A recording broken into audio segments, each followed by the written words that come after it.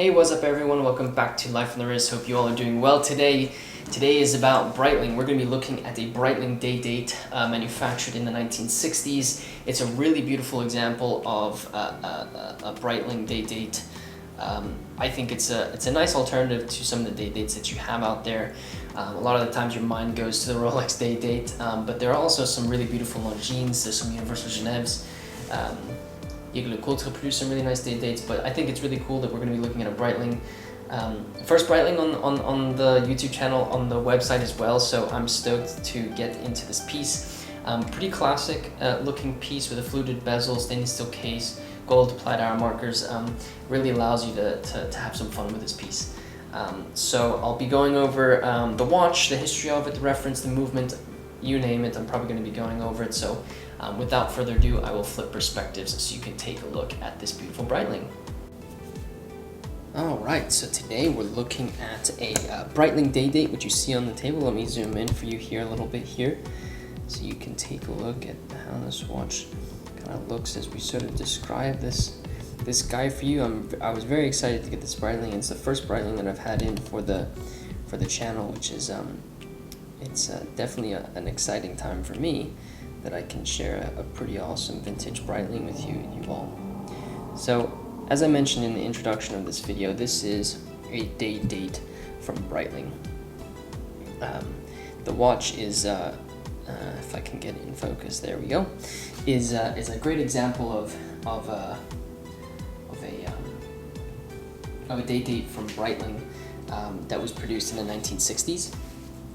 Obviously, as you sort of think of the Day-Date complication, what you most of the times think of is you immediately go to the Rolex Day-Date Reference 1801, where you nicknamed the Rolex President.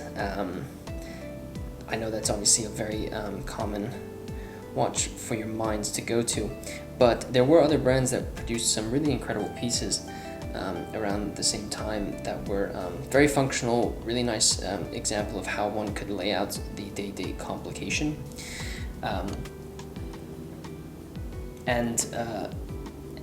Those pieces obviously have the desired functionality that a lot of people are sort of looking for when they're looking for vintage complications. What's also really exciting about these types of watches is they're a little bit more affordable in the vintage world when it comes to Day-Date complications that you end up seeing. So the watch that I have with me today is the Reference 2528 that was produced by Breitling in the 1960s. As you can see, if I can fix the focus, which seems to be like a common thing that I say with all of my videos, the watch is a stainless steel Breitling that was produced in the 1960s. Sort of has this round but cushion formed case to it. I really am trying. There we go. Cushion formed case, very similar to the Day-Date. It has this really beautiful fluted bezel on it, which I think obviously puts it a little bit on the dressier side. You already can see I have it on this NATO, but I think it immediately sort of puts the watch on sort of a more dressier landscape, which I think is common when you see fluted bezels on watches. There we go. It has this sort of sunburst gray, white, silver dial that I think is really nice.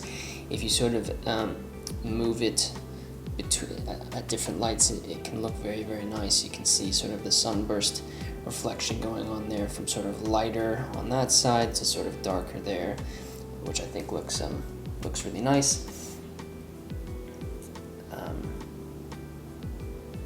You can also see that it has these gold applied hour markers with gold hours and minutes hands with a gold second hand as well, which does give the dial a little bit of a pop. You could probably say that this is a little bit of a more conservative, quite simplistic dial when you're looking at it.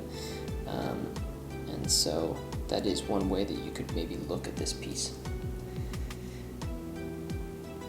The watch obviously has a Day-Date complication. When you see most brands sort of opt to have the Day-Date complication somewhere at 3 o'clock and have them lined up next to one another. There are a lot of vintage Longines that look like that. But Breitling opted with this one instead to go with the day-date complication at 6 o'clock here. And you can see right at where the 6 o'clock hour marker would be, you have a rectangular date complication, and then you have this sort of curved day of the week complication just above it. Now, the day of the week complication is actually in Spanish. This reference was known to have English, German, and French, or I've seen examples of this in English, German, and French.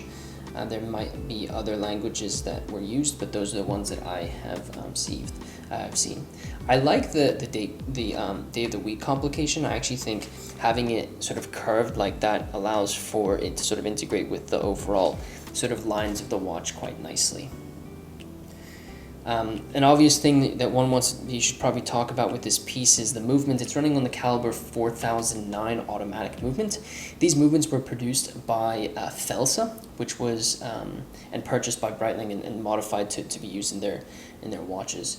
Felsa was founded in Grenchen in 1918 and was purchased by Ebausch in 1928. So one of sort of a bunch of brands that produced some movements and were distributed or purchased by well-known watch companies to be used in their watches. It was very common for Swiss brands to do that, and this is a good example of it. Breitling used the 4000 line of watches made by Felsa quite frequently in their pieces, and so this watch is a little bit more on the affordable side.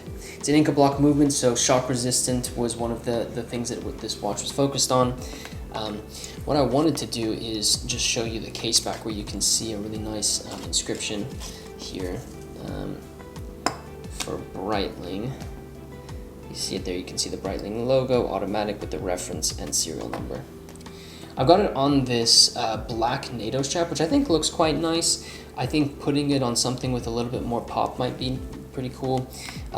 I opted, I think a NATO sort of threads the line of looking a little bit more dressy, but it's kind of like a casual, a dressy casual with this NATO. I think if you had some sort of pop of color, maybe something with yellow or a gold tone, it'll really bring out the characteristics of the dial of the hour markers quite nicely, which I think is quite an interesting thought to do here. See if I can get focus nice up and close here for you, just as we take a look at this. I think Breitling is a really unique sort of place for these watches. These are relatively affordable, pretty awesome complications that are pretty wearable, and it's one of the reasons why I really like this watch. I'll put it on my wrist so you can take a look at that just before we close out this video. I think that's always a nice thing to do. The case is 36 millimeters in diameter, so can fit all a range of wrists. I think it depends on you really, if 36 sort of works with you, but this is sort of what it looks like on my wrist once I get it sort of focused here. Bear with me as I struggle. But yeah, that's what it looks like sort of on my wrist. Wears pretty nicely, not too thick, not too thin. It's on a NATO, so it's going to sit a little bit higher. I apologize that my tuck here is not looking great, but a nice clean example of this piece, and fits really nicely on the wrist. So if you want to read more about this piece, feel free to go over to our website. You can see our article. But with that said, I will flip perspectives so we can close out the video. Alright, so I hope you enjoyed taking a look at this incredible Breitling that I think plays between the sort of, dressy and casual space, especially with something like a NATO on it. I do think if you had a NATO with some sort of yellow accents to it, it would look really phenomenal. This watch is available on our store, so be sure to head over there if you want to check out some more pictures of it. There will also be an article diving into this piece, so I encourage you to go to lifeonthewrist.com to check that out. Had a lot of fun. I've had a lot of fun over the last couple of days wearing this piece. It really is a wearable watch, and sort of flies under the radar, especially with something like a black NATO. So let me know what you think about the watch. Let me know in the comments section what you think about this piece. I'd love to hear your thoughts. If you are new to Life on the Wrist, be sure to subscribe to the channel and share this with a friend who likes watches. We would be happy to have them as part of Life on the Wrist family. If you want to see more pictures of this watch, head over to our social medias. They're going to be all over there. The watch is going to be all over our Instagrams and Twitters and Facebook, so be sure to check that out. If you wouldn't mind hitting the like button for me, it really does help me out. And with that said, guys, thank you so much for watching this video, and until next time.